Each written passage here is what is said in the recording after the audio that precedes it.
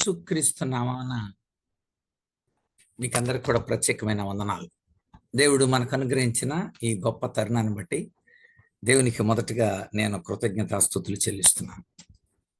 దేవుడు మనలను సృష్టించి మనలను తన స్వరూపంలో ఉండాలని, ఆయన స్వరూపాన్ని కోల్పోయిన మన కోసం తన కుమారుణ్ణి ఈ లోకానికి పంపించి, ఆయన ద్వారా, ఆయన మూలముగా, ఆయనను బట్టి, ఆయన వలన, ఆయన కొరకు మనం జీవించాలని దేవుడు తన యొక్క కుమారుని రక్తం ద్వారా పరిశుద్ధులుగా, నీతిమంతులుగా మనల్ని తన యొక్క సొత్తైన ప్రజలుగా దేవుడు చేసుకోవటానికి ఇష్టపడ్డాడు. ఆ రక్షణ కార్యంలోనికి ఎవరైతే ప్రవేశిస్తారో ఆ కార్యాన్ని బట్టి మనమందరం కూడా ఆయన పిల్లలుగా ఎలా మార్చబడతామో, దేవుని యొక్క నిజమైన గుణలక్షణాలు ఏమిటో అద్భుతమైన లేఖన సత్యం కొలస్సే పత్రికలో నుండి మనం చూస్తున్నాం. యేసుక్రీస్తు యొక్క తత్వాన్ని గురించిన అభిప్రాయం,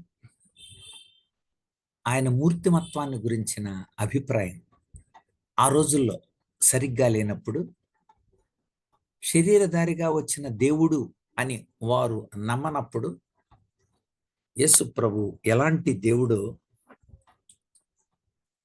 యేసయ్య ఈ లోకానికి శరీరధారిగా వచ్చినప్పుడు సంపూర్ణమైన దైవతత్వం ఆయనలో ఎలా కనబడిందో, మూర్తీభవించిన ఆయన మానవత్వపు విలువలు, దైవత్వపు విలువలు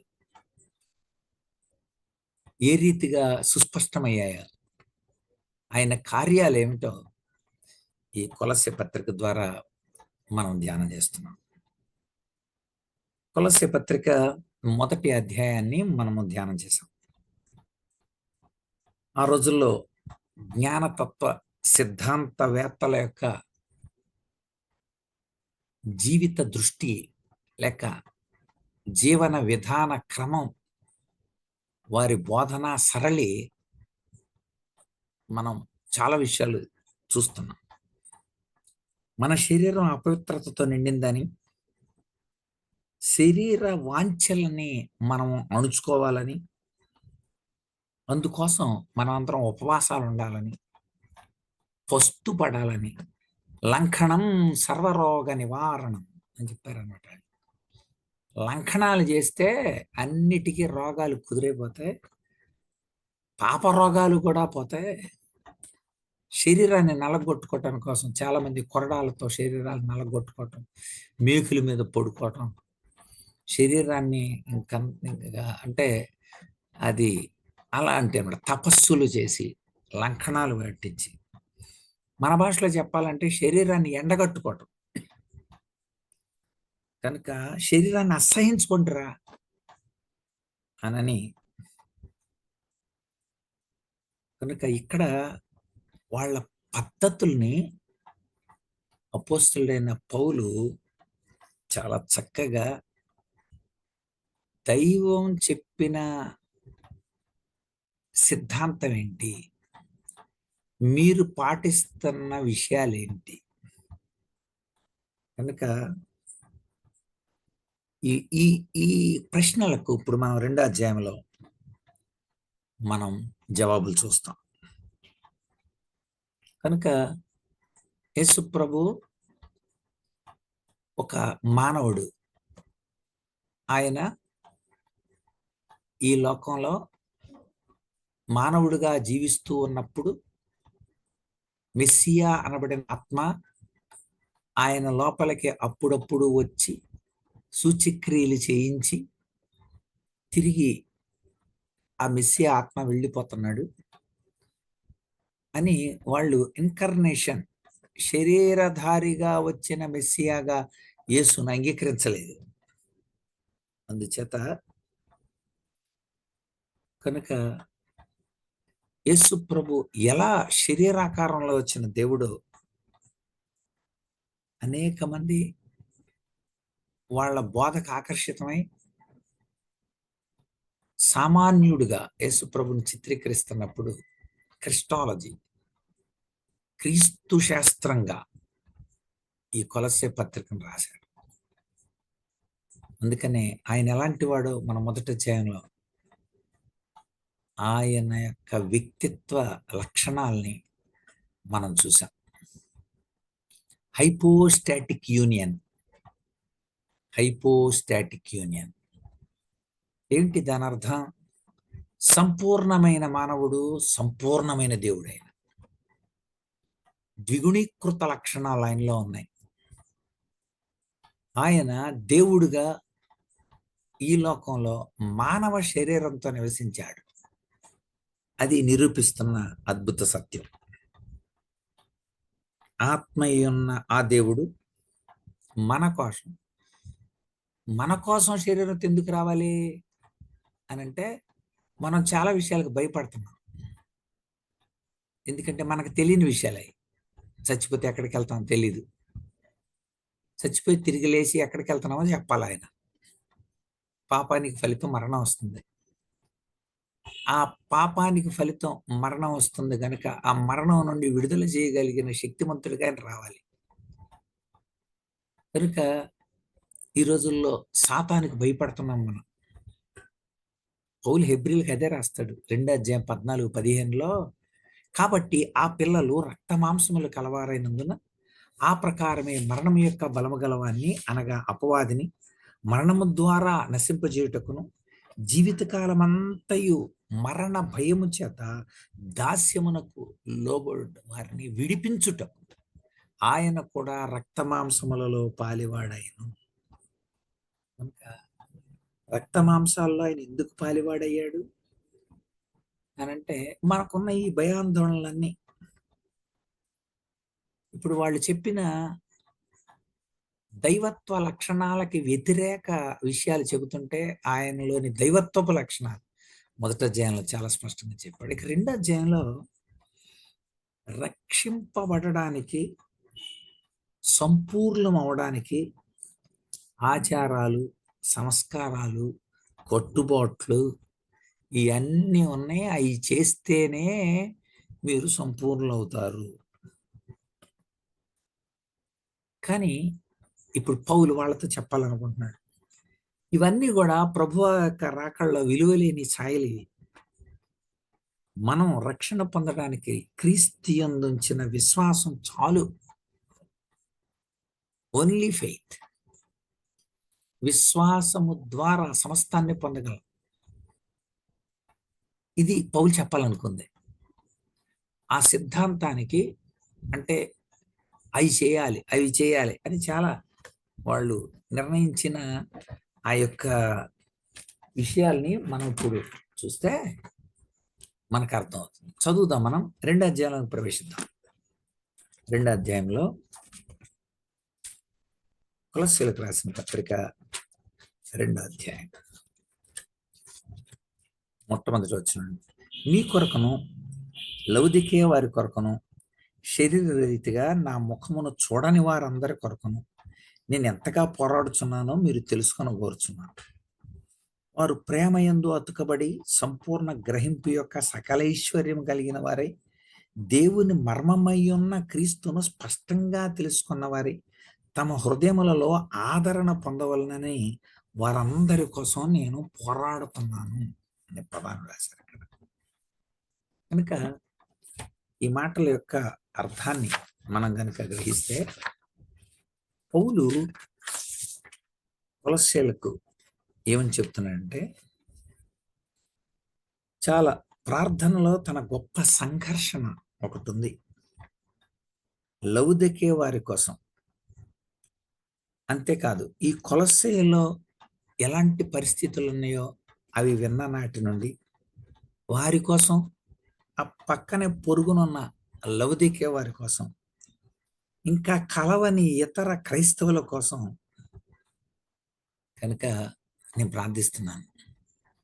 లౌదికేయ సంఘాన్ని ఇక్కడ ఎత్తాడు. మీరే కాదు, లౌదికేయ కూడా అన్నాడు. ఏంటి లౌదికేయ సంఘం? కొంచెం అక్కడ ఆ విషయాన్ని కూడా ఎత్తితే, ఆ విషయం కూడా మనకు తెలిస్తే మనలో కూడా ఆ లక్షణాలు మనకి కనపడతాయి. లౌదికేయ సంఘం యొక్క స్థితి ఏంటి అక్కడ చూడండి ఒకసారి. అక్కడ ఒకసారి ఆ స్టేటస్ చూద్దాం. 3వ అధ్యాయం ప్రకటన గ్రంథం 3వ అధ్యాయం. నీ క్రియలను నేను ఎరుగుదును, నువ్వు చల్లగానైనా వెచ్చగానైనా లేవు. నువ్వు చల్లగానైనా వెచ్చగానైనా ఉండిన మేలు, నువ్వు వెచ్చగానైనా చల్లగానైనా ఉండక నులివెచ్చగా ఉన్నావు గనుక నిన్ను నా నోట నుండి ఉమ్మివేయని ఉద్దేశిస్తున్నాను. ఇది ఫస్ట్ క్యారెక్టర్. మీరే కాదు, ఆ లౌదికేయులు కూడా అంతే. ఏంటది? నులివెచ్చగా ఉన్నారు. నులివెచ్చగా ఉన్నారు. ఏంటి నులివెచ్చని స్థితి? ఏంటి పరిస్థితి? ఆ రోజుల్లో అంతియొకస్టు అనబడిన ఒక రాజు ఈ లవుదిక అనేది సంఘం పేరు కాదు. లవుదిక అనేది ఆ ప్రాంతపు పేరు. ఇప్పుడు ప్రస్తుతం దాన్ని ఎస్కిహిసార్ అని పిలుస్తున్నారు, లవుదిక ప్రాంతం. అంతియొకస్టు అని అనబడిన ఈ యొక్క రాజు నీళ్లు లేని పరిస్థితుల్లో పక్కనే ఉన్న వేడి నీటి ఊటలు ఉబుకుతున్నప్పుడు ఆ ప్రాంతంలో నుండి నీటిని లోపలికి తీసుకొచ్చి డ్రైనేజీ సిస్టాలు కట్టి చాలా కష్టపడి వేడి నీళ్లు తీసుకొచ్చాడు.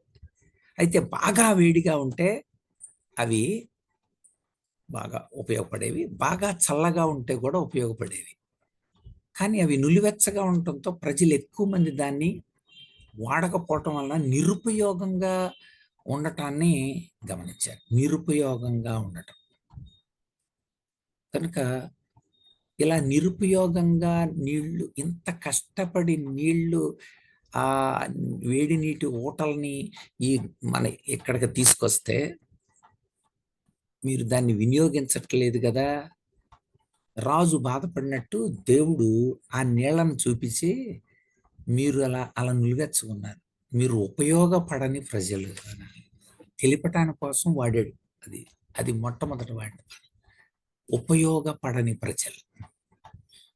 అటు వెచ్చగా లేరు, ఇటు చల్లగా లేరు, రెండు ఉపయోగపడే పరిస్థితులే. అతి వెచ్చగా ఉన్నప్పుడు చాలా వాటికి వాడతారు. అతి చల్లగా ఉన్న విషయాలు కూడా చక్కగా ఉపయోగపడతారు. కానీ నులివెచ్చగా ఉండటం వల్ల చాలాసార్లు మనం అనుకుంటాం చల్లబడిపోవటం అంటే తీవ్రత తగ్గటం అని కాదు ఇక్కడ అర్థం. నువ్వు చల్లగానైనా వెచ్చగానైనా ఉండిన మేలు, నువ్వు చల్లగానైనా వెచ్చగానైనా ఉండక నులివెచ్చుకున్నావు. చల్లగానైనా ఉపయోగపడతావు, వెచ్చగానైనా ఉపయోగపడతావు. నిరుపయోగ పరిస్థితిని గుర్తు చేశాడు. రెండవది అక్కడ ఇంకొక మాట వాడాడు. అదేంటంటే రెండవది నువ్వు దౌర్భాగ్యుడు, దిక్కుమాలినవాడు, దరిద్రుడు అనే పదాన్ని వాడాడు. ఇది ఎందుకు వాడాడంటే అక్కడ బ్యాంకింగ్ ప్లేస్ లవదిక, బ్యాంకింగ్ ప్లేస్. వస్తు మార్పిడి అంతా అక్కడే చేసుకుంటారు. చింతపండు తీసుకొచ్చి, కారం, ఉప్పు తీసుకొచ్చి, మిరపకాయలు, అలా వస్తు మార్పిడి. ఆ బ్యాంకింగ్ ప్లేస్ అంతా అక్కడే. కానీ నువ్వు బ్యాంకింగ్ ప్లేస్ లౌదికలో జరుగుతుంటే నువ్వే దాన్ని నిర్లక్ష్యం చేసి ఉన్నాను. దౌర్భాగ్యుడివి, ఉపయోగించుకోవటం తెలియదు, యూటిలైజేషన్ ప్రాబ్లం అన్నమాట. అంటే ఏంటి, మనకు అన్నీ ఉంటాయి, బుక్స్ ఉంటాయి, కామెంటరీస్ ఉంటాయి, దైవజనులు ఉంటారు, మందిరాలు ఉంటాయి, సహవాసం ఉంటుంది, కానీ ఉపయోగించుకోం. అది దౌర్భాగ్య స్థితి. నువ్వు చల్లగానైనా వెచ్చగానైనా లేవు, నువ్వు చల్లగానైనా వెచ్చగానైనా ఉండక నులివెచ్చగా. కనుక అది రెండవది, నువ్వు బ్యాంకింగ్ని వాడలేదు. మూడవది ఇంకొక పదం వాడాడు, గుడ్డివాడవు అని. గుడ్డివాడవు, ఈ పదం ఎందుకు వాడాల్సి వచ్చిందంటే అది పుర్గ్రియా ప్రాంతం. ఆ ప్రాంతంలో ఉన్న ఒక సముద్రపు జీవి యొక్క పౌడర్ని అక్కడ, మరి అంతేకాకుండా అక్కడున్న పుర్గ్రియా రాయి యొక్క పౌడర్ని ఇలాగా కళ్ళకి మందు తయారు చేస్తున్నారని ఉంది. కళ్ళకి మందు తయారు చేస్తున్నారంట. అందులో ఒలివ కూడా కలిపి కళ్ళకి మందు. అంటే లవదికేయాలో కళ్ళకి 2 డాక్టర్లు ఉన్నట్టుగా కూడా నేను ఎన్సైక్లోపీడియాలో చదివాను. సియుక్సిన్, అలెగ్జాండర్ ఫిలాల్తెస్ అనే ఇద్దరు డాక్టర్లు కూడా కళ్ళ డాక్టర్లు. ఆ రోజుల్లో కళ్ళకి కాటుక వాడేవారు, అది జబ్బు కోసం.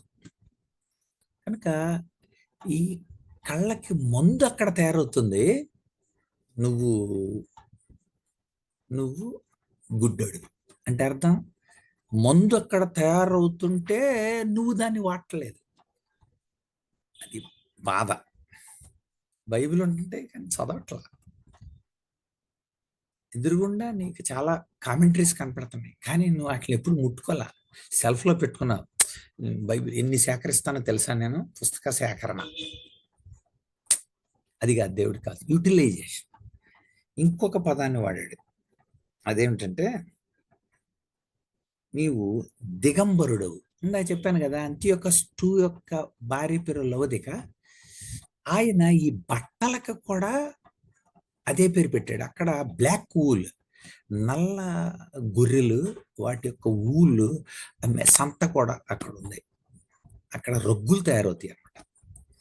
నల్ల నల్ల ఊలు, నల్ల బొచ్చు, గొర్రె బొచ్చు యొక్క రొగ్గులు అక్కడ తయారవుతాయి, ఆ దుప్పట్లు అక్కడ తయారవుతాయి. కానీ నువ్వు దిగంబరుడు కనుక నీకు ఎంత ఫెసిలిటేషన్ ఉన్నా కూడా నువ్వు వాడట్లే, ఉపయోగించుకోవట్లేదు. లౌదిక లాగానే ఉన్నావు నువ్వు కూడా. కొలస్సే సంగమా, దేవునిలో పరిపూర్ణతలోకి నువ్వు రావాలి, పరిపూర్ణతలోనికి రావాలి. కనుక దేవుడు తన ఉన్నతమైన ఆలోచనల్ని ఇప్పుడు పౌలు ద్వారా అక్కడున్న స్థానిక సంఘానికి గుర్తు చేస్తున్నాడు. ఎందుకంటే అంత్యకాలంలో సంఘం యొక్క విచారకరమైన స్థితి లౌదిక స్థితే. కనుక నేను నోట నుండి ఉమ్మివేను ఉద్దేశిస్తున్నాను, నువ్వు ఉపయోగించుకోవట్లా. కనుక ఈరోజు మనమంతా స్వేచ్ఛగా బతకాలని అనుకుంటున్నాం, దేవుని శక్తిని వినియోగం చేసుకోవాలి మనం అందరం. నాకు చాలా బాధగా ఉంది అంటున్నాడు పౌలు, ఎందుకంటే నా హృదయం వేదనతో నిండి ఉంది. అనేక మంది రక్షణ పొందని జనాంగం, అనేక మంది నమ్మని ప్రజలు మన కళ్ళ ముందు కనపడుతున్నప్పుడు మనం తెలుసుకోవాల్సిన సత్యం ఏంటంటే వారి గురించి ప్రార్థనలో పోరాడగలగాలి, సత్యమందు వారిని నడిపించగలగాలి. అందుకని ఇంకా చెబుతున్నాడు, నేను ఎంతగా పోరాడుచున్నానో మీరు తెలుసుకొని కోరుచున్నాను. ప్రేమ యందు అతకబడి సంపూర్ణ గ్రహింపు యొక్క సకల ఐశ్వర్యం కలిగిన వారే. చాలా మంచి కాంప్లెక్స్ సెంటెన్స్ వాడాడు. దేవుని మర్మమై ఉన్న క్రీస్తును స్పష్టంగా తెలుసుకున్న వారే తమ హృదయంలో ఆదరణ పొందాలని వారి కొరకు పోరాడుతున్నారు. ఆబ్జెక్టివ్స్ మనం చూద్దాం. అంటే మొట్టమొదటిది, వారు ప్రేమ యందు అతుకబడి. సంఘంలో వారు ప్రేమ చేతనే అతుకుపడాలి. ఒకరినొకరి మధ్య ప్రేమ అనే ప్రేమ సమాధాన బంధంతో కూడుకుంటుంది అనమాట. ఎఫెసీ పత్రికలోకి రావాలి.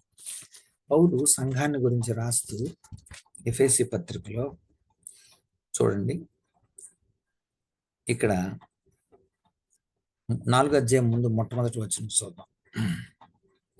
4వ అధ్యాయం మొట్టమొదటి వచనం చూస్తే, మీరు సమాధానమును బంధము చేత ఆత్మ కలిగించు ఐక్యత. కనుక ప్రేమతో ఒకరినొకడు సహించుకుంటూ, కనుక పరిశుద్ధాత్ముని ద్వారా ప్రేమలో ఒకరికొకరు సమాధానమనే బంధం చేత అతకబడిన వారై. అందుకని పైన 3వ అధ్యాయంలో కూడా చెబుతాడు మనకి, 3వ అధ్యాయం 17వ వచనం, మీరు దేవుని సంపూర్ణత యందు పూర్ణులగునట్లు ప్రేమ యందు వేరుపారి సమస్త పరిశుద్ధులతో కూడా దాని వెడల్పు, పొడుగు, లోతు, ఎత్తు ఎంతో గ్రహించుకోవటాని కోసం తగిన శక్తి కలిగిన వారు కావాలని. కనుక ప్రేమ చేత, ప్రేమ పరిశుద్ధాత్మ యొక్క ఫలం, ఆత్మఫలంలో ఒకటి ప్రేమ, సంతోషం, సమాధానం. సో ఇవన్నీ కూడా ఆత్మ ద్వారా కలిగే రిజల్ట్లో ఆ ఫలాల ద్వారా నువ్వు అతకబడతావు. ఒకరినొకరిని పట్టి ఉండేది ప్రేమ, సమాధానం అనే బంధం. అదే ఇక్కడ 4 అధ్యాయంలో మనం చూస్తాం. కనుక ప్రేమతో అన్నాడు అనమాట, మళ్ళీ ఆ వచనాన్ని 4:2లో ముగిస్తూ. కనుక మీరు ప్రేమ చేత మీరు అతుకబడిన వారై ఉండాలి. రెండవది ఇంకోటి చెప్పండి, సంపూర్ణ గ్రహింపు యొక్క సకలైశ్వర్యం కలిగిన సంపూర్ణత, సంపూర్ణులై ఉండటానికి గ్రహింపు ఉండాలి. ఎస్, మనం సంపూర్ణులు కావాలనే దేవుడు మనకి 5-fold మినిస్ట్రీ సిస్టమ్ పెట్టాడు. సిస్టమ్ ఎందుకో తెలుసండి, మనము సంపూర్ణులమై ఉండాలని. ఎఫెసీ పత్రిక రండి మరలా. ఎఫెసీ పత్రిక 4వ అధ్యాయం 11-12 వచ్చారు. మనమందరం విశ్వాస విషయంలోను దేవుని కుమారుని గూర్చిన జ్ఞాన విషయంలోను ఏకత్వం పొంది సంపూర్ణ పురుషుల మగు వరకు, అనగా క్రీస్తుకు కలిగిన సంపూర్ణతకు సమానమైన సంపూర్ణత కలవార మగు వరకు దేవుడు అలా నియమించాడు. అంటే మనము ఆయనను పోలి ఉండేవారు, ఆయనను ఎదుర్కొనేవారు, ఆయనను పోలి ఉందము, ఆయనను పోలి ఉందము. కనుక దేవుని పోలి ఉండే సంపూర్ణతలోనికి, మహిమ నుండి అధిక మహిమలోకి మనం వెళ్ళే స్థితి సంపూర్ణ స్థితి. అందుకోసం దేవుడు నిరంతరం కూడా ఆత్మ ద్వారా ఆ పూర్ణత్వాన్ని మనకు అనుగ్రహిస్తాడు, ఆ జ్ఞానాన్ని మనకు అనుగ్రహిస్తాడు. అందుకోసమే దేవుడు కొందరిని ప్రవక్తలుగా, అపోస్తలుగా, వాళ్ళ పునాదుల్లో పెట్టి సువార్థికులుగా, కాపరులుగా, ఉపదేశకులుగా దేవుడు నియమించి మనము సంపూర్ణులు కావాలని దేవుడు ఇష్టపడ్డాడు. అందుకని మీరు అలా ఉండాలని నేను కోరుతున్నాను అన్నాడు. కనుక కొలసీలరా, మీరు సంపూర్ణతలోనికి నడిపింపబడాలి. ఆత్మ ద్వారా ఈ కార్యం జరగాలి, ఆత్మ ద్వారా ఐక్యతను పొందాలి, సంపూర్ణులుగా మీరు నిలవాలి. తర్వాత ఏమంటాడు, గ్రహింపు యొక్క సకలైశ్వర్యం కలిగిన వారే దేవుని మర్మమయ్యున్న క్రీస్తు. దేవుని మర్మమయ్యున్న క్రీస్తు. ఈ మర్మాన్ని గురించి ఎఫెసీ పత్రిక 3వ అధ్యాయంలో చెప్పాడు. యేసుక్రీస్తు తీసుకొచ్చిన మర్మం ఏంటంటే, అన్యుల్ని మరియు యూదుల్ని అందరినీ ఒకటి చేయబోతున్నాడు. అదే మర్మం. ఈ సంఘ మర్మాన్ని యేసు ప్రభువే నెరవేర్చాడు. మరలా రండి ఎఫెసీ పత్రిక. ఈ కొలస్సే పత్రిక, ఎఫెసీ పత్రిక మధ్య ఉన్న సంబంధం ఎంత గొప్పదంటే, శరీరానికి శిరస్సు ఎలాంటిదో అదే విధంగా సంఘానికి శిరస్సు క్రీస్తు. ఆయన నడిపిస్తాడు, శరీరం నడుస్తుంది. ఇది కొలస్సే పత్రిక, ఇది ఎఫెసీ పత్రిక. అందుకనే అన్ని రుజువులు ఇందులో కనపడతా ఉంటాయి. 3వ అధ్యాయం చూడండి. ఎట్లనగా క్రీస్తు మర్మము దేవదర్శనం వలన నాకు బయలుపరచబడింది. ఆయన వచ్చింది అందుకు, ఆయన అందరినీ ఒకటి చేయడానికి కోసం. ఆయన వచ్చింది అందుకు, రక్తం కార్చడానికి కోసం. రక్తం ఎందుకు? అందరిని ఒకటి చేయడానికి కోసం.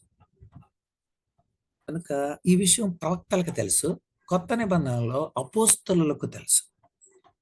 ఆ మర్మం ఏదనగా, అన్యజనులు సువార్త వలన క్రీస్తు యేసునందు యూదులతో పాటు సమాన వారసులు, ఒక్క శరీరం అందరి సాటి అవయవాలు, వాగ్దానాల్లో పాలివారాలు కాబోతున్నారు. ఇది క్రీస్తు తీసుకొచ్చిన మర్మం. కనుక ఈ మర్మం నాకు దేవుడు తెలియచెప్పాడు. ఇది క్రీస్తు మర్మం. ఇది ఎరుగుండాలి, క్రీస్తు మర్మాన్ని ఎరిగిన వారుగా ఉండాలని. యేసుప్రభు ఎందుకు వచ్చాడు ఈ లోకానికి? పాపాన్ని తీసివేసి, శాపం నుండి విడుదల కలగజేసి, అందరినీ కూడా తన బిడ్డలుగా చేసుకోవడానికి కోసం, అందరినీ. అందుకని యేసుప్రభు యోహాను సువార్త 10వ అధ్యాయం 16వ వచనంలో ఇలా చెప్పాడు. ఏమని? ఈ దొడ్డివి కానీ వేరే గొర్రెలు ఉన్నాయి, ఎవరో అన్యులమైన మనమే, వాటిని కూడా నేను తోడుకొని రావాలి. కనుక ఆయనే తోడుకొని రావాలి, ఎందుకంటే అన్యుల్ని యూదులు రానివ్వరు కదా. అందుచేత వాళ్ళని కడగా చూస్తారు.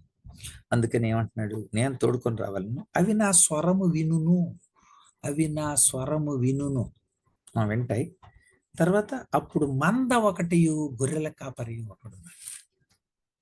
వన్నెస్, ఒకటి, అందరినీ ఒకటి చేయడం కోసం. అది ఎలా సాధ్యం అవుద్దండి? ఎలా సాధ్యం అవుద్ది?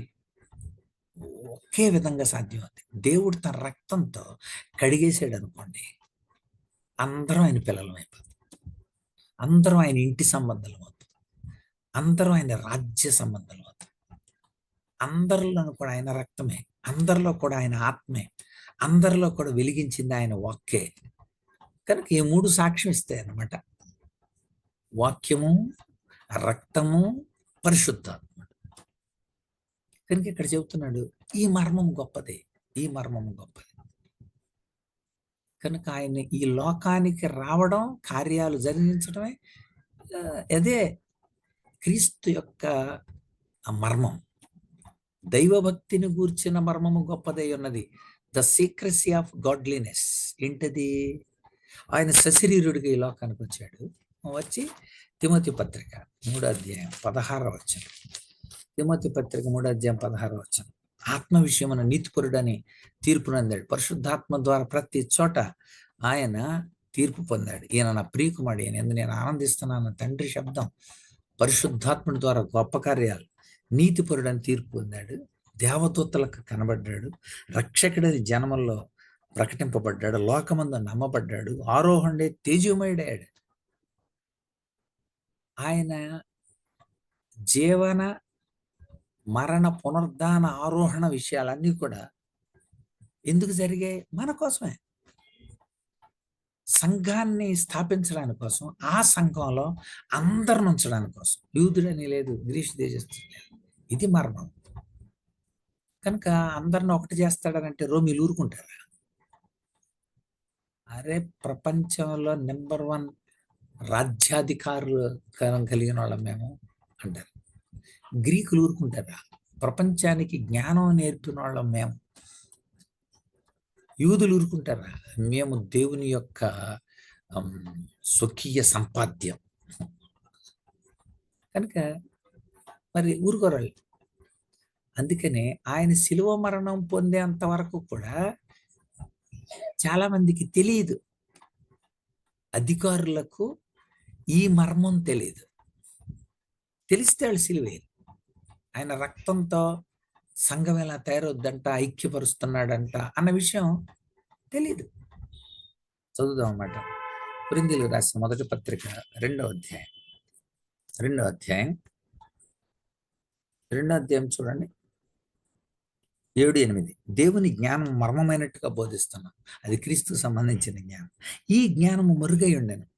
జగదోత్పత్తికి ముందుగానే దీన్ని దేవుడు తన మహిమ నిమిత్తం నియమించాను. ఓకే, అది లోకాధికారులు ఎవరికీ తెలియదు. అది వారికి తెలిసి ఉండిన ఎడల మహిమా స్వరూపయోగు ప్రభు అంటే క్రీస్తును సిలువేయకపోయింది. సిలువేయరాళ్ళు. సిలువ మరణం ద్వారా అందరినీ ఐక్యపరుస్తున్నాడని తెలిసిందనుకోండి, సిలువేరు. ఇది మర్మం, క్రీస్తు మర్మం. అసలు ఆయన సిలువేయబడతాడు అని అక్కడ ప్రకటింపబడి ఈ లోకానికి ఆయన వచ్చినప్పుడు ప్రవక్తలందరితో నేను ఇలా సిలువేయబడతాను, స్వరూపం ఉండదు, సొగసు ఉండదు, చూడనలను వాడికి, వ్యసనాక్రాంతుడికి, వ్యాధిని అనుభవించిన వాడిగా నేను ఇలా ఉంటానని ప్రవక్తలతో చెప్పిస్తున్నప్పుడు దేవదూతలు ఎప్పుడు జరుగుద్దా అని తొంగి చూశారంట. ఈ మర్మం కోసమే. ప్రవక్తలు ఎప్పుడు జరుగుద్దా అని పరిశోధన చేశారంట. ఈ మర్మం కోసమే. పేతురు రాసిన మొదటి పత్రిక చూడండి, 1వ అధ్యాయం. ఈ రక్షణ గురించి పరిశీలిస్తూ 10వ పేతురు రాసిన మొదటి పత్రిక 1:10. ఆ కృపను గురించి ప్రవచించిన ప్రవక్తలు ఈ రక్షణ గురించి పరిశీలించుచు తమ యందున్న క్రీస్తు ఆత్మ క్రీస్తు విషయమైన శ్రమలను గురించి, వాటి తర్వాత కలగబో మహిమలను గురించి ముందుగా సాక్ష్యం ఇచ్చినప్పుడు ఆత్మ ఏ కాలాన్ని, ఎట్టి కాలాన్ని సూచించవచ్చును అని దాన్ని విచారించి పరిశోధించేది. క్రీస్తు ఆత్మే వాళ్ళ లోపలికి వచ్చి ఇదిగో ఇది రాయి, అది రాస్తా ఉన్నారు వాళ్ళు. ఆత్మచేత ప్రేరితులై రాశారు వాళ్ళు. వెరీ గుడ్, రాశారు, మంచిదే. కానీ ఎప్పుడు జరుగుద్ది అది? యెషయా ప్రవచించాడు, అది జరిగే లోపు చచ్చిపోయాడు. జకర్యా ప్రవచించాడు, ఆయన పొడవబడతాడని, 30 వెండి నాళ్ళకి అమ్ముడుపోతాడని. ఆయన చిగురుగా ఉంటాడు, ఇవన్నీ ప్రవచించాడు. గాడిదని వస్తాడని ప్రవచించాడు. కానీ జకరే చూశాడా? చచ్చిపోయాడు. దావీదు ప్రవచించాడు, చచ్చిపోయాడు. కానీ వీళ్ళందరూ ఎదురు చూసి చనిపోయారు కదా. ఇప్పుడు రాస్తున్నాడు చూడండి, పరలోకం నుండి పంపబడిన పరిశుద్ధాత్మ వల్ల మీకు స్వార్థ ప్రకటించిన వారి ద్వారా మీకు ఇప్పుడు తెలపబడిన ఈ సంగతుల విషయమై తమ కొరకు కాదు మీ కొరకే వారు పరిచర్య చేసిరా అన్న సంగతి వారికి బయలుపరచబడింది. దేవదూతలు ఈ కార్యమును తొంగి చూడగోరుతున్నారు. దేవదూతలు ఎప్పుడు జరుగుద్దా అని చూస్తున్నారు. ప్రవక్తలందరూ ఎదురు చూసి చచ్చిపోయారు. అందుకని యేసు ప్రభు ఏం చేశాడు? ఆ కార్యాన్ని సక్సెస్ చేసి మళ్ళీ ఎఫెసీ పత్రిక 4 అధ్యాయానికి రావాలి. కిందకు దిగెళ్ళి యెషయా ఆపరేషన్ సక్సెస్ అయిపోయింది. మీకా నువ్వు ప్రవచించావు కదా గొర్రెల కాపరని, అని బెత్లెహేము నుండి వస్తానని కూడా నువ్వే కదా చెప్పింది. Operation success. జకరియా సక్సెస్, దావీదు సక్సెస్ అని అందరికీ ఆయన తన్ను తాను ప్రత్యక్షపరుచుకొని చెప్పుకున్నాడు ఆయన. అంతేకాదు, చెరగా తీసుకొని పైకి తీసుకెళ్ళినప్పుడు దేవదూతలకు కనబడాను. దేవదూతలకు కనబడినని ఎందుకు రాస్తున్నాడు? Operation success. శిలువ కార్యం, ఈ రక్షణ కార్యం సక్సెస్ అయింది. ఇది మర్మము. ఇది మర్మం అంటే అది రాస్తూ ఎఫెసీ పత్రిక మళ్ళా రాశారు 3వ అధ్యాయం. ఎఫెసీ పత్రిక 3వ అధ్యాయం నుండి అక్కడ చెబుతూ 6వ వచనం, ఈ మర్మం ఏదనగా అన్యజనులు స్వార్థ వలన క్రీస్తు యేసునందు యూదులతో పాటు సమాన వారసులు అయిపోయారు. అక్కడ చెప్పాడా ఒక్క మంద ఒక్క కాపరని? అంతే, అయిపోయింది సక్సెస్. శరీరం అందలి సాటి అవయవాలు అయిపోయాం అందరం. వాగ్దానములు పాలివారం అయిపోయాం అందరం. పేతురు రాస్తూ 2:9 మీరు చీకట్లో నుండి ఆశ్చర్యకరమైన తన వెలుగులోనికి మిమ్మల్ని పిలిచిన వాని గుణాతిశయములను ప్రచురం చేయ నిమిత్తం ఏర్పరచబడిన వంశం, రాజులని యాజక సమూహం, పరిశుద్ధ జనం, దేవుని సొత్తైన ప్రజలు. ఓకే, అందరు పిలువబడిన వాళ్ళందరూ. ఎంత గొప్ప భాగ్యం! ఈ మర్మం గొప్పది. కొలస్సీ మొట్టమొదటి అధ్యాయంలో కూడా రాస్తాడు కదా, ఏమన్నాడు అక్కడ కొలస్సీ పత్రికలో, అన్యజనుల్లో ఈ మర్మం యొక్క మహిమ ఐశ్వర్యం ఎట్టిదో నీ యందున్న క్రీస్తు ఆ మహిమా నిరీక్షణే అన్నాడు. ఎంత గొప్ప మర్మం అండి ఇది! పరలోకంలో ఉండే దేవుడు శరీరధారిగా ఈ లోకానికి వచ్చి అందరినీ ఒకటి చేయటాని కోసం రక్తం కార్చి ప్రాణం పెట్టి, ఆ రక్తం ద్వారా అందరినీ కడిగిన వాళ్ళందరినీ తన పిల్లలుగా చేసి, వాళ్ళని వెలిగించి, వాళ్ళని నడిపించడానికి పరిశుద్ధాత్మనిచ్చి, ఇది గొప్ప కార్యం. చదువుదాం మనం. కనుక దేవుని మర్మమై ఉన్న క్రీస్తుని వాళ్ళు స్పష్టంగా తెలుసుకొని ఉండాలి. కనుక వాళ్ళందరూ ఒకవేళ చంపేశారని అనుకున్నాడు. పేతురు కూడా తన మొదటి ప్రసంగంలో అదే చెబుతాడు,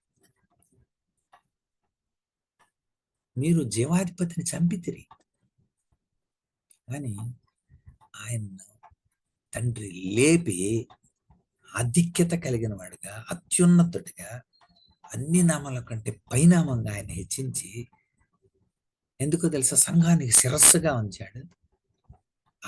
అప్పటి నుండి ఉన్న మర్మం బయలుపరచబడింది, ప్రత్యక్షపరచబడింది. ఆ మర్మం నెరవేర్చబడింది. ఏదేను తోటలో చెప్పబడింది. ఆ 3:15-16 ఆదికాండంలో చెప్పబడింది. దేవుడు నెరవేర్చి ఈ ఈ ఈ మర్మం ఇప్పుడు అందరికి అపోస్తలుల ద్వారా వెల్లడి చేయబడింది. అంటే ప్రవచింపబడి బయలుపరచబడిన మర్మం, మర్మమై ఉన్న క్రీస్తు స్పష్టంగా తెలుసుకోవాలి. ఆనాటి యూదులే నిన్ను చంపీరనుకుంటే, కాదు కాదయ్యయ్యో నా పాప రుణమునకే సిలువలో బలి అయినా దేవుని గొర్రె పిల్ల. కనుక పౌలు చెప్తున్నాడు, ఇదిగో మీరు సంపూర్ణతలోకి రావాలని కోరుతున్నాను, మీరు ఐక్యతతో ఉండాలని కోరుతున్నాను, అంత మాత్రమే కాదు, మీరు క్రీస్తు యొక్క మర్మాన్ని తెలుసుకున్న వారే స్పష్టంగా. కనుక తమ హృదయాలలో ఆదరణ పొందాలని వారి కొరకు నేను వేడుకొనుచున్నాను. కనుక ప్రేమలో వారు కలిసి ఉండాలని. కనుక అవగాహన వాళ్ళల్లో క్రీస్తుని గురించి చక్కని అవగాహన, అంటే పూర్తి నిశ్చయత వాళ్ళలో ఉన్నప్పుడు ఆదరణ ప్రతి ఒక్కరికి కలుగుతుంది. ఎందుకని? ఆదరించే క్రీస్తుని గురించి తెలుసుకున్నప్పుడు, క్రీస్తుతో మనం ఉన్నప్పుడు మనం ఆదరణ పొందుతాం. అంతేకాదు, మనం ఒకరినొకరు కూడా ఆదరించుకుంటాం. పౌలు కొరింథీయులకు రాశాడన్నమాట. కొరింథీయులకు రాసిన రెండో పత్రిక 1వ అధ్యాయం 3-4 వచనాలు. కనికరం చూపే తండ్రి, సమస్తమైన ఆదరణను అనుగ్రహించే దేవుడు, మన తండ్రి అయిన యేసుక్రీస్తు తండ్రి అయిన దేవుడు స్తుతింపబడును గాక. దేవుడు మిమ్మల్ని ఏ ఆదరణతో ఆదరిస్తున్నాడో, ఆ ఆదరణతో ఎట్టి శ్రమల్లో ఉన్న వారిని ఆదరించడానికి మనం శక్తి గలవారు మగునట్లు ఆయన మా శ్రమాన్నిట్లో మమ్మల్ని ఆదరించుచూ ఉన్నాడు. అసలు ఆ పదవులంతా ఆదరణే ఉంటుంది అసలు. కనుక క్రీస్తు యొక్క శ్రమలు మా యందు ఎలాగ విస్తరించున్నావో, అలాగే క్రీస్తు ద్వారా ఆదరణ కూడా మాకు విస్తరిస్తాం. ఆయనతో మన సంబంధాలు ఉన్నప్పుడు అన్ని విషయాల్లో మనకు ఆదరణ. ఆయన పేరు ఆదరణకర్త. ఆదరణకర్త. ఒకని తల్లి వారిని ఆదరించినట్లు ఆయన నిన్ను ఆదరిస్తాడు. ఆదరించే దేవుడు. అందుకే ఇంకా అంటాడు, శ్రమ పొందిన మీ ఆదరణ కొరకు రక్షణ కొరకు పొందుదాం. మేము ఆదరణ పొందినాను, మీ ఆదరణ కొరకే పొందుదాం. ఈ ఆదరణ మేము కూడా పొందుతున్నట్టు ఈ శ్రమలను ఓపికతో సహించడానికి కార్యసాధనమైంది. మీరు శ్రమల్లో ఎలాగ పాలివారు ఉన్నారు, అలాగే ఆదరణలో కూడా మీరు పాలివారు అంటారు. శ్రమల్లో ఆయన మనతో ఉంటాడు, మన పక్కనే ఉంటాడు. ఒకవేళ శ్రమలు పొందినా శ్రమల్లో కూడా మీకు ఆదరణ ఇచ్చేవాడు ఆయన. అన్ని విషయాల్లో ఆదరణ ఇస్తాడు. కనుక దేవుడు ఆదరణకర్తగా మీకు అర్థమవుతుంది. క్రీస్తుతో మీరు జత పనివారై ఉంటే, క్రీస్తుతో మీరు ఐక్యత కలిగి ఉంటే, క్రీస్తు యొక్క మర్మాన్ని మీరు సంపూర్ణంగా ఎరిగి ఉంటే, క్రీస్తుతో మీకు సంబంధం ఉంటే, కనుక క్రీస్తులో, అందుకనే 3వ వచనంలో మరొకసారి అండి, కొలస్సీలకు రాసిన పత్రిక, కొలస్సీ పత్రికలో ఆదరణ పొందాలని వారందరి కోసం నేను ప్రార్థన చేస్తున్నాను అని అన్నాడు. ఇప్పుడు చూడండి 3వ వచనం, బుద్ధి జ్ఞానముల సర్వ సంపదలు ఆయన యందే గుప్తములై ఉన్నవి. బుద్ధి జ్ఞానం సర్వ సంపదలు ఆయన యందే గుప్తమై ఉన్నాయి అని చెబుతూ, ఎవడును మిమ్మల్ని మోసపరచనీయకుండా, చక్కని మాటల చేత మోసపరచనీయకున్నట్లు ఈ సంగతిని నేను మీకు రాస్తున్నాను. ఈ పదాన్ని మనం ఒకసారి, జ్ఞానవాదులు వాస్తవికంగా ఇది జ్ఞానవంతమైన విషయం అని వాళ్ళకి చెప్తున్నారు. కనుక వారి యొక్క తప్పుడు బోధలో మీరు తెలుసుకోవాల్సిన అవసరం ఉంది. ఎందుకంటే అది తప్పు అని మీకు ఎలా తెలుస్తుంది అంటే, జ్ఞానం నువ్వు ఎరిగుంటే వివేచన ద్వారా, బుద్ధి ద్వారా ఇది తప్పు అని చెప్పగలుగుతాను. బుద్ధి జ్ఞాన సర్వ సంపదలు ఆయనలో. కనుక అది తప్పు అని తెలియాలంటే నువ్వు సత్యం తెలిసి ఉండాలి. ఆ సత్యం యేసుక్రీస్తు. అది జ్ఞానం కాదు అని తెలిసి ఉండాలంటే నువ్వు జ్ఞానాన్ని కలిగి ఉండాలి. ఆ జ్ఞానం యేసుక్రీస్తు. ఆ డిస్క్రిమినేషన్, ఆ వివేచన, ఆ బుద్ధి దేవుడు నీకు ఇస్తాడు. ఇప్పుడు ఆయనతో నువ్వు అనుభవం ఉన్నప్పుడు కదా. ఎప్పుడు తెలుస్తుంది మీకు? నువ్వు ఎదిగినప్పుడు. హెబ్రీ పత్రిక 5వ అధ్యాయం 14వ వచనం. ఎందుకు ఈ పదాన్ని వాడాడంటే, బుద్ధి జ్ఞానాలు ఆయన దగ్గరే ఉన్నాయని ఎందుకన్నాడంటే, జ్ఞానతత్వవాదులు తమ జ్ఞానమే గొప్పదని అనేక మందిని మరి మోసపుస్తూ ఉన్నారు. అందుకనే తిమోతికి కూడా రాశాడు ఒక మాట. చూడండి ఒకసారి, తిమోతికి రాసిన మొదటి పత్రిక ఆఖరి అధ్యాయం, తిమోతికి రాసిన మొదటి పత్రిక 6వ అధ్యాయం, మరి ఆఖరి వచనం 21వ వచనం. ఆ విషయంలో ప్రవీణ్ణు అనుకుని కొందరు విశ్వాస విషయంలో తప్పిపోయారు. ఎలాగా? 20వ వచనం, నీకు అప్పగింపబడిన కాపాడుకో, అపవిత్రమైన ఒట్టి మాటలకు, జ్ఞానమని అబద్ధంగా చెప్పబడే విపరీతవాదాలకి. అవి జ్ఞానంగా కనపడతాయి కానీ అవి విపరీతవాదాలు, అది తెలుసుకో. నిజమైన జ్ఞానం యేసు ప్రభువే. కొరింథీ మొదటి పత్రిక 1:31 రాసి ఉంటుంది. అతిశయించువాడు ప్రభునందే అతిశయించవాలని రాయబడి ఉన్నది కదా.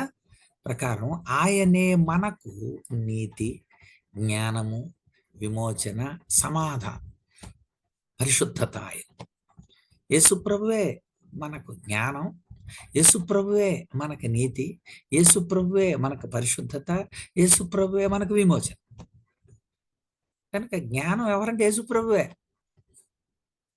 అందుకని యాకోబు 1:5 ఏమన్నాడు? ఎవరికైనా జ్ఞానం పొందుకొనేటటువంటి దేవుడిని అడగాలి, ఆయన ఇస్తాడు. ఆయన ఇచ్చిన జ్ఞానంతో నీ మనస్సులోని బుద్ధి, ఈ ఇంటలెక్ట్ వివేచన డిస్క్రిమినేట్ చేస్తాను. తప్ప ఒప్ప అని తెలుస్తుంది ఆయన జ్ఞానం ఇస్తే. హెబ్రీ 5:14 ఏముంది? వయస్సు వచ్చిన వారు అభ్యాసము చేత మేలు కీడులను వివేచించడానికి సాధకం చేయబడిన జ్ఞానేంద్రియాలు కలిగి ఉన్నారు. వయస్సు వచ్చిన వారు అభ్యాసము చేత అంటే ఏంటి? నువ్వు ప్రతిరోజు క్రీస్తుతో, ఆయన లేఖనాలతో, క్రీస్తు ఆత్మ ద్వారా నిరంతరం అభ్యసిస్తున్నారు అనుకోండి, అప్పుడు ఏం జరుగుతుంది? మేలు కీడులను వివేచించడానికి సాధకం చేయబడిన జ్ఞానేంద్రియాలు. ఆత్మ, పరిశుద్ధాత్ముడు మనలో ఉన్నప్పుడు ఈ డిస్క్రిమినేషన్ కలుగుతుంది కదా. యోహాను సువార్త 16వ అధ్యాయం 8వ వచనం. ఓకే, 16:8 ఏమని ఉంటుంది? ఆయన వచ్చి, ఎవరు? పరిశుద్ధాత్మ వచ్చి పాపాన్ని గురించి, నీతిని గురించి, తీర్పును గురించి ఒప్పింపజేస్తాడు. పాపం అంటే ఏంటి? నడవకూడదు. నీతి అంటే ఏంటి? నడవలసింది. తీర్పు అంటే ఏంటి? ఎటు నడిస్తే ఏ రిజల్ట్ వస్తుందో చెప్పేది తీర్పు. ఈ మూడింటిని ఎవరు చెప్తారు? పరిశుద్ధాత్మ. ఎక్కడ నుండి చెప్తాడు? నీలో ఉండి చెప్తాడు. అందుచేత ఈ బుద్ధిలో ఉండే ఈ వివేచన ఆయన జ్ఞానమే. ఇప్పుడు నేనే మార్గము, సత్యము, జీవం అన్నాడు ఆయన. మార్గాన్ని చూపెడతాను, సత్యాన్ని నేనే చెబుతాను, అంతేకాదు నేనే బ్రతికిస్తాను అన్నాడు. కనుక ఈ జ్ఞానానికి, ఈ వివేకానికి మధ్య వ్యత్యాసం మనకు తెలియాలి. వివేకం అంటే అర్థం సత్యాన్ని అర్థం చేసుకోవడం. జ్ఞానం అంటే సత్యాన్ని అన్వయించుకునే సామర్థ్యం. ఆహా, ఇలా చేస్తే ఇలా జరుగుద్ది అనమాట అని అర్థం చేసుకుంటాం. అలా అర్థం చేసుకోవటాన్ని వివేకం అంటారు, ఇంటలెక్ట్. కనుక ఈ వివేకం సత్యాన్ని అర్థం చేసుకోవడం అయితే, ఈ జ్ఞానం అంటే సత్యాన్ని అన్వయించుకోవటం సామర్థ్యం. ఎస్, నేను చేశాను, నేను అది ఆ జ్ఞానాన్ని నేను పొందానంటే నువ్వు దాన్ని ప్రాక్టికల్లో తీసుకొచ్చేవని అర్థం. కనుక లోకములో ఉన్న వాటిని అన్నిటినీ నువ్వు పొందావు అనుకో, బా ఏం వివేకవంతుడు అంటారు. అనవసరమైన వాటిని వదిలేసావనుకో, అబ్బా ఏ జ్ఞానవంతుడు అంటారు. అదే లోకంలో ఉన్న వాటిని అన్నిటిని నువ్వు పొందితే మంచి వివేకం ఉండండి అడిగే. అందుకని వాటిని గుర్తించగలిగాడు. గుర్తించడమే కాదు నాన్న, ప్రాక్టికల్లోకి తీసుకొచ్చేది జ్ఞానం. అలా గుర్తించగలిగేది, అది జీవితంలోనికి అన్వయించుకునేది. బుద్ధి, జ్ఞానం. ఆ బుద్ధి తప్పిపోయిన కుమారుడికి బుద్ధి వచ్చినప్పుడు అనుంది. లూకాసు వార్త 15 అధ్యాయం 17 బుద్ధి వచ్చినప్పుడు అంది. బుద్ధి ఎలా వచ్చిందండి? అక్కడ విచక్షణ కనపడుతుంది, చూడాలి మీరు, వివేకం కనపడుతుంది. నా తండ్రి ఎంట, ఈడున్నది ఎక్కడ? పందులు తినే పొట్టు దగ్గర. ఏమి విచక్షణ, ఏమి కంపేర్ చేస్తున్నాడు? ఏ విచక్షణ వచ్చింది ఇప్పుడు? నా తండ్రి, తండ్రి గుర్తొచ్చాడు. రెండవది, నా తండ్రి దగ్గర ఉండే దాసులు కడుపు నిండా అన్నం తింటున్నారు. మళ్ళీ అక్కడ విచక్షణ కనపడింది. సరే, తేడా అర్థమవుతుందా? బుద్ధి, అది బుద్ధి. అంతేకాదు, నేనైతే ఈ మూడిటిని గురించిన విచక్షణ తెలిసిందంటే ఆడికి బుద్ధి ఉందని అర్థం, బుద్ధి వచ్చిందని అర్థం. నిన్ను తయారు చేసిన దేవుడి గురించి తెలుసుకోవాలి, ఆ దేవుడు ద్వారా నడిపింపబడుతున్న ఆయన దాసుల గురించి తెలుసుకోవాలి, నీ గురించి కూడా తెలుసుకోవాలి. ఈ మూడు తెలుసుకుంటే నీకు బుద్ధి ఉన్నట్టు. బుద్ధి ఒకటే సరిపోదు, అది తెలుసుకుంటే ఏముంది? ఇప్పుడు నువ్వు ఇక్కడి నుండి తండ్రి దగ్గరికి వెళ్ళాలి, అది జ్ఞానం. ఎస్, నేను కోల్పోయాను, నేను తండ్రి దగ్గరికి వెళ్తాను, పరలోకానికి విరోధంగా నేను పాపం చేశాను, ఇక మీదట నీ కుమారుడు అనిపించుకున్నట్టుకు యోగ్యుడని కానని నేను చెప్పుతాను అనుకున్నాడు. చూసారా, 18వ వచనంలో అనుకున్నాడు, 21వ వచనంలో చెప్పేశాడు వెళ్ళి. అది జ్ఞానం. విచక్షణ కలిగించి అన్వయింపజేసే బుద్ధి జ్ఞానాలు దేవుని దగ్గర ఉన్నాయి. ఎంత చక్కగా ముగించాడండి ఆ ప్యాసేజ్. చూసారా, ఈరోజు నువ్వు విచక్షణ చేసుకోవటమే కాదు, అందుచేత ఎవడైనాను చక్కని మాటలతో మిమ్మల్ని మోసపరచుకున్నట్లు ఈ సంగతి రాస్తాను. నేను శరీర విషయంలో దూరంగా ఉన్న ఆత్మ విషయాలలో మీతో కూడా ఉండి మీ యోగ్యమైన ప్రవర్తనను క్రీస్తునందలి మీ స్థిర విశ్వాసాన్ని చూచి నేను చాలా ఆనందిస్తున్నాను. నేను మీ యోగ్యమైన ప్రవర్తన నన్ను చాలా సంతోషపరిచింది, మీ స్థిర విశ్వాసం నన్ను సంతోషపరిచింది. మీరు ఇలా ఉండాలని నేను కోరుకుంటున్నాను. విశ్వాసమందు స్థిరపరచబడొచ్చు, క్రీస్తునందు మీరు నడుచుకోండి.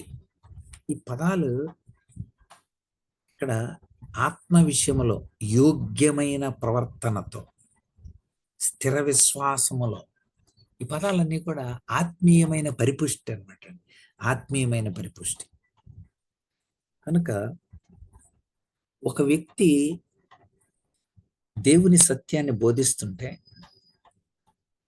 ఆ సత్యం ఇతరుల్ని ఆలోచింపజేస్తే, ఆలోచింపజేసిన దాన్ని తమ జీవితాలకు అన్వయించుకుంటాం ప్రారంభిస్తే ఆ వ్యక్తి బుద్ధి జ్ఞానతో నింపబడుతున్నాడని అర్థం. కనుక ఎవడు మిమ్మల్ని మోసపరచనివ్వకండి. మిమ్మల్ని అనుమానాల్లోకి నెట్టడమే ఎక్కువ మందికి.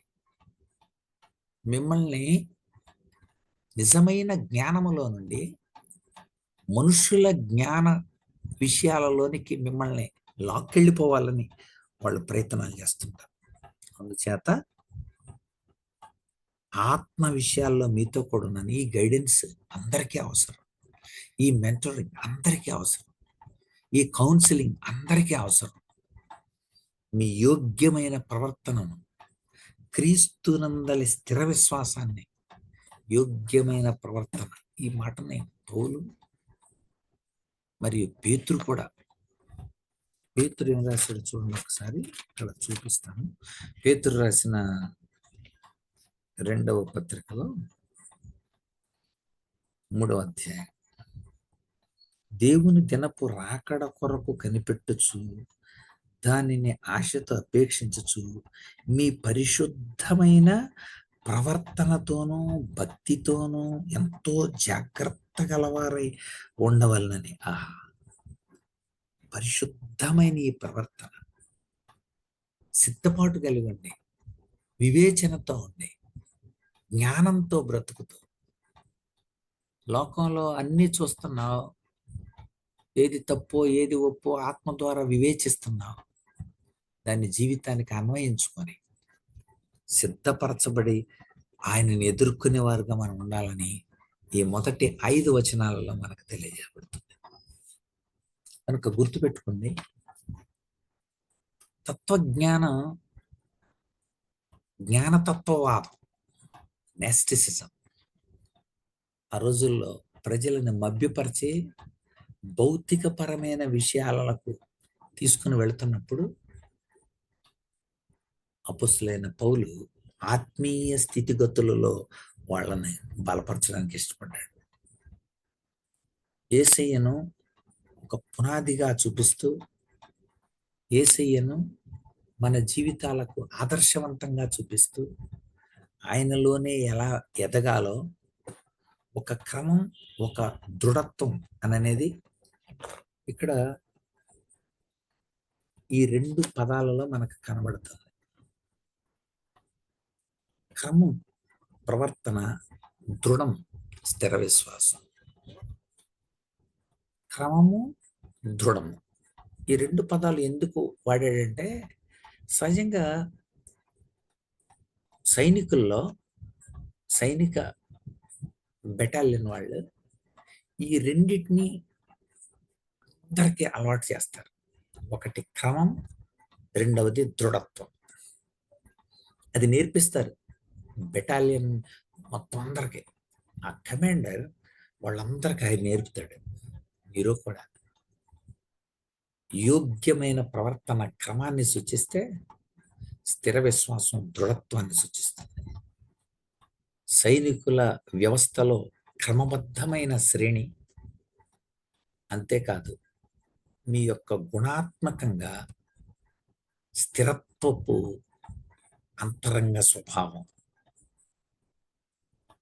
క్రమము, స్థిరత్వం ఆధ్యాత్మికంగా కలిగి ఉండాలంటాడు. అందుకే ఆ 2 పోలికలు చెప్పాడు. యోగ్యంగా నడుచుకోండి, విశ్వాసంలో స్థిరంగా ఉండండి.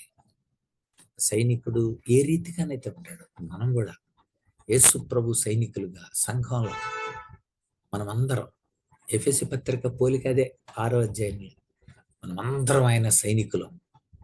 మనం కూడా స్థిరంగా, బలంగా, క్రమంగా ప్రభు కోసం ఉండాలి. అట్టి కృప పరిశుద్ధాత్ముడు మనకందరికి అనుగ్రహించును గాక. ఆమేన్.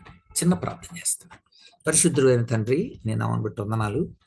ఈరోజు కూడా మేము ధ్యానం చేయగలిగాం. మా యొక్క ఉన్నతమైన స్థితి నీ ద్వారానే మాకు కలిగింది.